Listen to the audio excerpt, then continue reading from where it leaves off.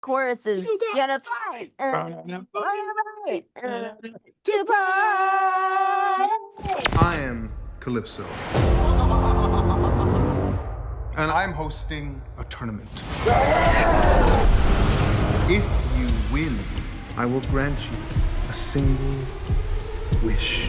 A pleasure to be here. And my first question is, when did you realize Twisted Metal needed a second season? Was there a long-term vision from the start? Oh yeah, I mean, I think that the second that we introduced the concept of a tournament, I was like, we got to do another one. And thankfully, we got a second one, and I'm very excited to do the tournament this year. I feel like we have an opportunity to have more. I feel like it's great that the second season is a chance to do the first season, but more. We have more comedy, more action, more characters, and more episodes. So I want to ask you, if you would have to choose a song for these battles that you create in this Twisted Metal season 2, if you will have to choose a song just to stay survive or to survive everything, all the battles right here, if you have to choose one song, what it would be, the song for survivors, what it would be? Stephanie Beatriz. Drive by Incubus. Oh, and you have to sing a little bit. No, I'm just kidding.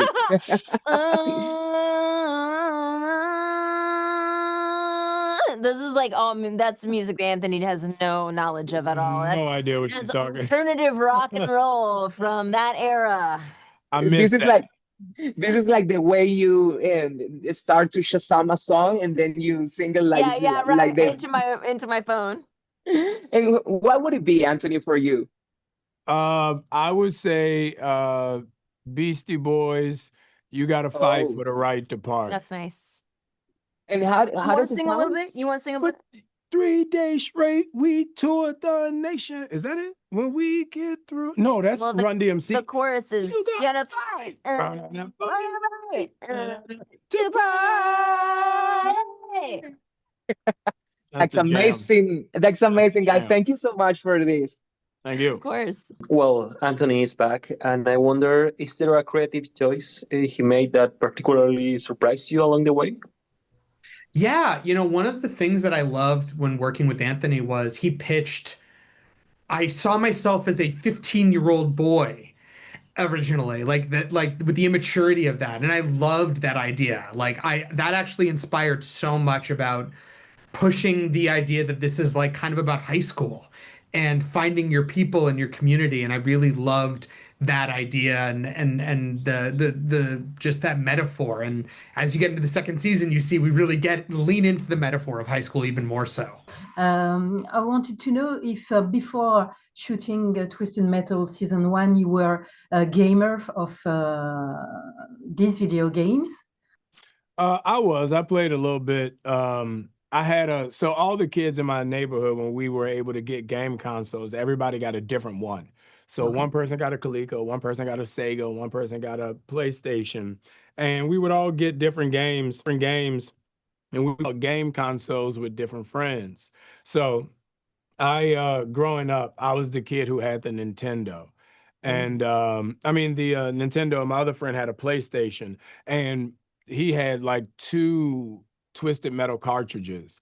And so I got to play it whenever I would get the PlayStation console. And it was one of those memories where it was so frustrating because I was never really good at the game, but the characters were so cool that you would always pop it in just to see, if there was a character you could win with because the game was so hard. Okay. And you, Beatrice?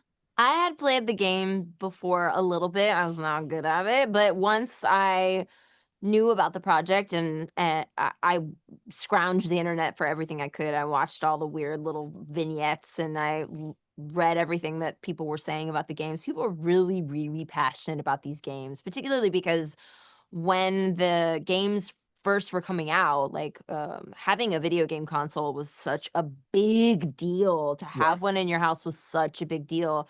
And for a while, Twisted Metal came with the PlayStation. So it was like everybody played it, and it just felt like there was so much love for the games online and all the different versions of the games online that I wanted to know more about it if I was going to even like audition for this role. And once I got it, then I definitely delved in even more.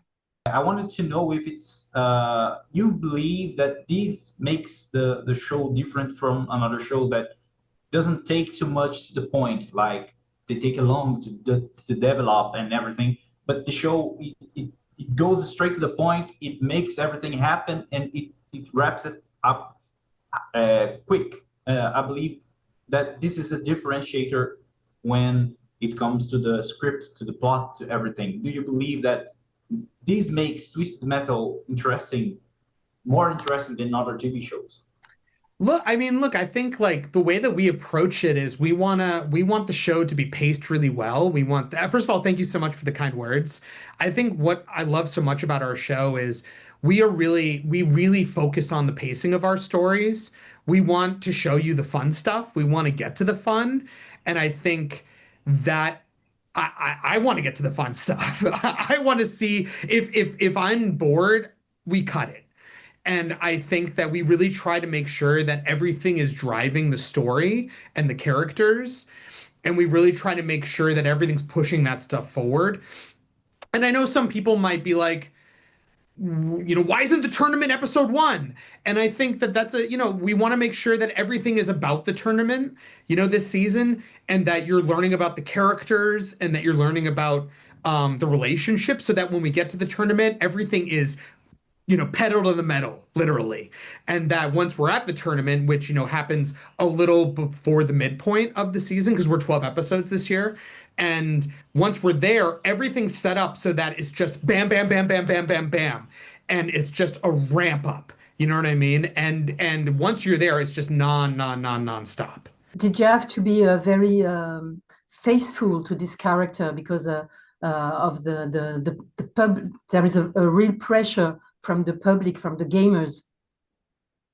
Not for us. Our characters aren't in the games, so we're very lucky in that way that we get to just help develop and create them as we go. I mean, obviously they were set when we started by our writers and the writing staff, but no, we didn't have that pressure. We're very lucky that way. Yeah, and a lot of things about Twisted Metal that's really cool is there was never any backstory or anything for people to like hang on to. It was all about the characters and their special techniques and abilities and their cars. So as long as we were true to those three things, we could really create the backdrop and the world and the story around them, because they were never really defined on the game. What themes did you want to explore this season that maybe didn't get enough focus in the first one? What games? Themes. What themes? I think like I think like what I really wanted to explore this season, like themes. Yeah, themes. Yeah. Thank you. No, sorry. I think what I really wanted to explore this season was, that's a really great question. I think what I wanted to explore this season was, I think for season 1, John's storyline was so much about finding family. This season is more about, well, what the hell do you do with it once you find it? And I think now John has not just found Quiet. It's like, well, he only knew Quiet for 10 days in season 1. Now it's like, well, what is that relationship like now that they're together? And it's really developing that. But then also he's met Dollface. And I love so much that Dollface has all of these. Dollface is his sister, and Dollface has all of these memories of their relationship when they were kids. But John has no memories of her. So I think it's really fun to find out, how do you like develop that relationship, sibling relationship, when there's that like inequality. On top of that, we're really diving deeper into like the insider-outsider conflict this season of the walls, and like how Quiet wants to find that balance between the insiders and outsiders. Meanwhile, she's also meets this young girl, Mayhem, and how does she be a role model to somebody when she's just not equipped to do that? at the end of the day, the show is just about community. It's about how do you find your people? How do you find your place in this world? Like I said, it's about high school. So it's kind of like how do you find your place within that world? And I think it's just so at the end of the day, we want you to feel that love and find your people. My question is for both. What surprises can fans expect this time around? More action, more comedy, more chaos?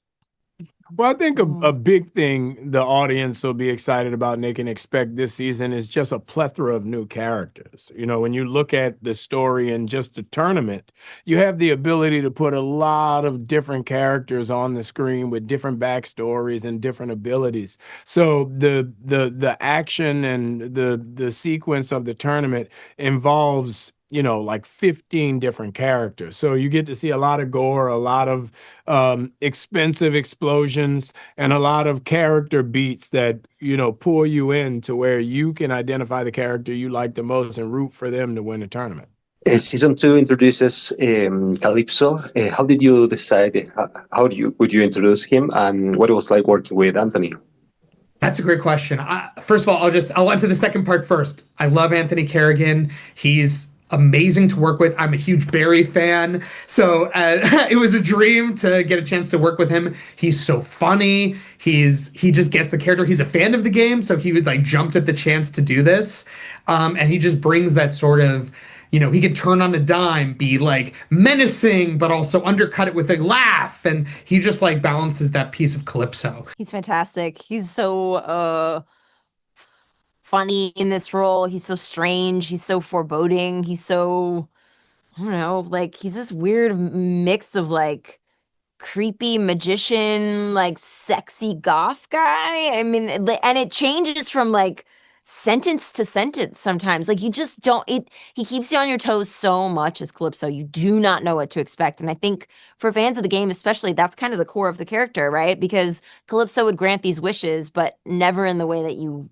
thought that it would go. And I think Anthony has really tapped into that, but he's also bringing something that is uniquely him to this that I don't think I didn't know that he was going to bring all of the stuff that he brings to it. Right. You know what I mean? Like maybe you guys did because you were influential in the casting and stuff, but nah. The way we wanted to introduce Calypso is Calypso has to feel that danger, right? That menace, but also that like, who is this guy? That enigmatic quality that Calypso kind of has in the game, right? But he's also like almost Willy Wonka-y, right? Because he's sort of like taking this joy from having the tournament. He's like playful. He's having fun. He's the one who's creating this tournament, not just pretty much for himself. Like he's the one who's watching the tournament. So he's created all these machinations and now he gets to let these players loose. He's the one who's like enjoying watching these drivers perish and torture them. So we wanted someone who would revel in seeing how this all plays out. And I think that's what makes Kerrigan so incredible, is that he totally gets that. And working with him on set, throwing him lines of dialogue was just like an absolute joy for me. Sweet type lady, right? So you meet him and he's a regular guy, and then he shows up on set and that wig. in the wig, and you know, it's just we went through so many wig trials and we finally found the wig, and he showed up on set, and Calypso was like just plainly written on the page. It said Calypso and the lines on the page, and that was it. And he did this whole thing. Like he brought this whole character to life that was all him. He put that there. He created the voice. He did all those things. That wasn't on the page. That wasn't direction. That was him. So it was really amazing to see him and how he works and the development of that character throughout the course of the season. I see in the show that the characters, they are not known by their names. They are John Doe, Quiet, and I believe that I made this correlation that we can make a bond with these characters by the fact that they don't have a name. Actually, everyone can be a John Doe sometimes. Everyone can be Quiet sometimes. Do you believe that this is a thing that you agree with? Absolutely. I think that we're so much, I mean, especially, I think that's such a great question. I think we're so online now that we always like. I mean, I grew up on like the AOL era where we had those AOL names. You know what I mean? My first AOL name was Larky Lark 13. And I think like we had these like code names for such a long time. I think like now that we're on Reddit and you know, TikTok and Instagram and things like that, I think it's like diluted a little bit more because we have so many different names that might change. Like I think fewer names are probably the same across so many different platforms. But like I do think that we can go by so many different like code names, so to speak, or nom de plumes or whatever, that I think it's great to fall in love with a character with just that name, like Dollface or Axel, or these names that are bigger than life. Like I kind of love that you can connect with the character despite the fact their name might be crazy. I think also we live in a world of superheroes, and having a name that is bigger than life is like meaningful now, that I think it gives you power. And I think that it's meaningful, and I think it gives us like strength that you're not hiding behind a name anymore. I think it just kind of becomes that. So, guys, this is the closest for me. This show is like the closest for me. If I have to compare what you make with makeup, with wigs, with costume, with soldier, because for example, Anthony, you represent a soldier right here.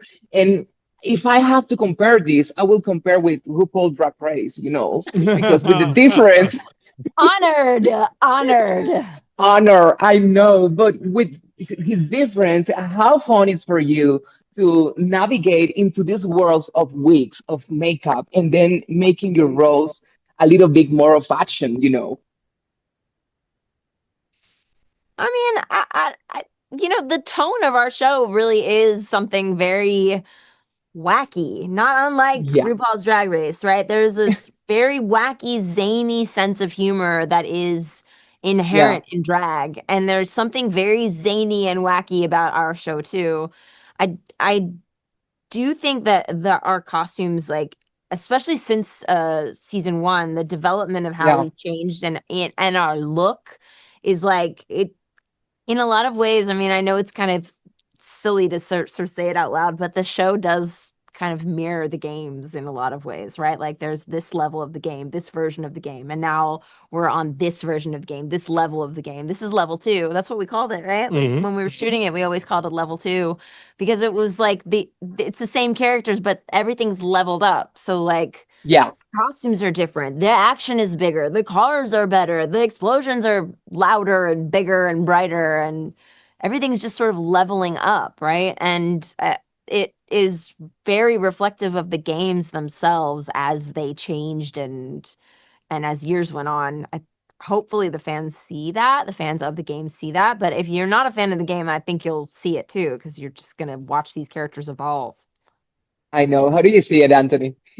No, I agree 100%. I think they're, one of the things about this show that I love so much, is the idea of, it's kind of like the tearing down and building back up, It's every person shows up looking like a regular everyday person, and we just slap all this shit on them. So it almost is like a costume. It almost is like a world of make-believe, to where when we come walking out the trailers, like they were shooting this other show next to us at the studio. And every time we would come walking out the trailers, people were like, what are they shooting? What is that? It's like, what's going on over there?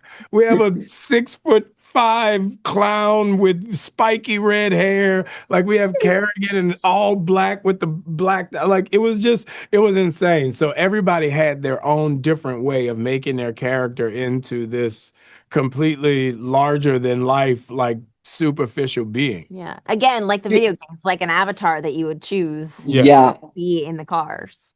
And then you have to answer to them. This is the first thing I pick up from the closet. This is the thing today.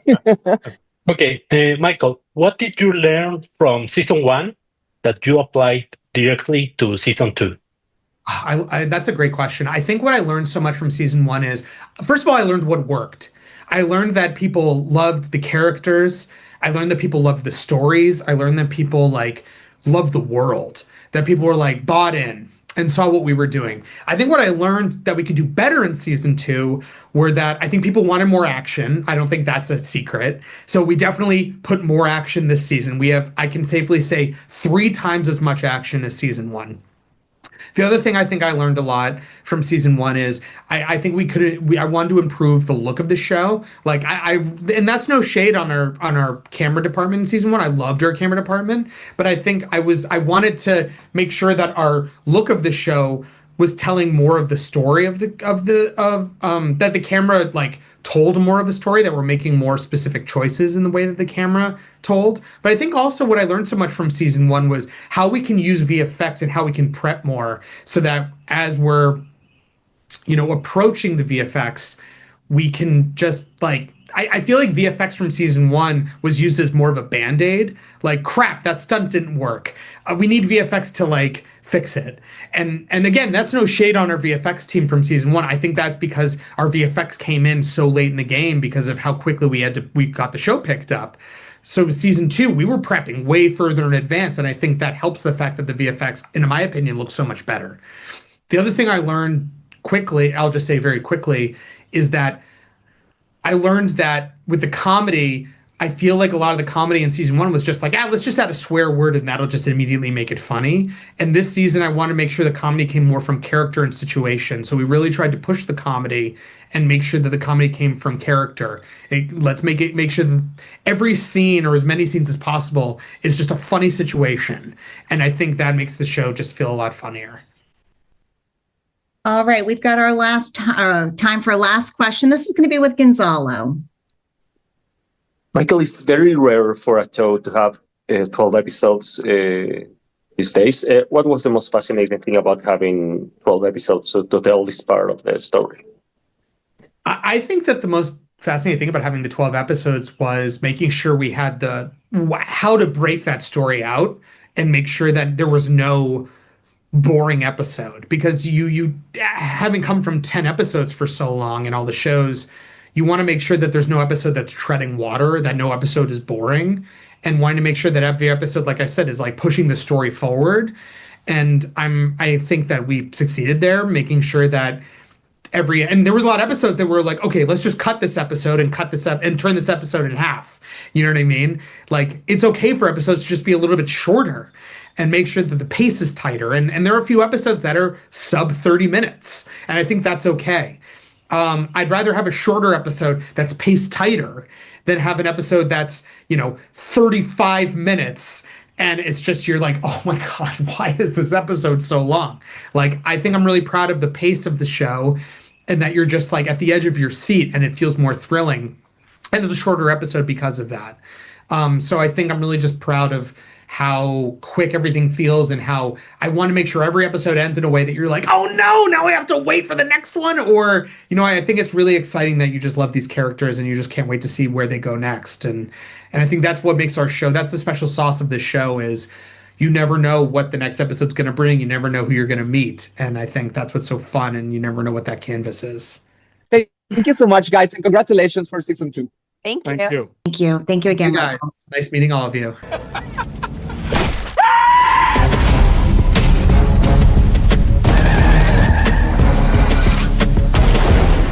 Your brow looks really good when you're shooting.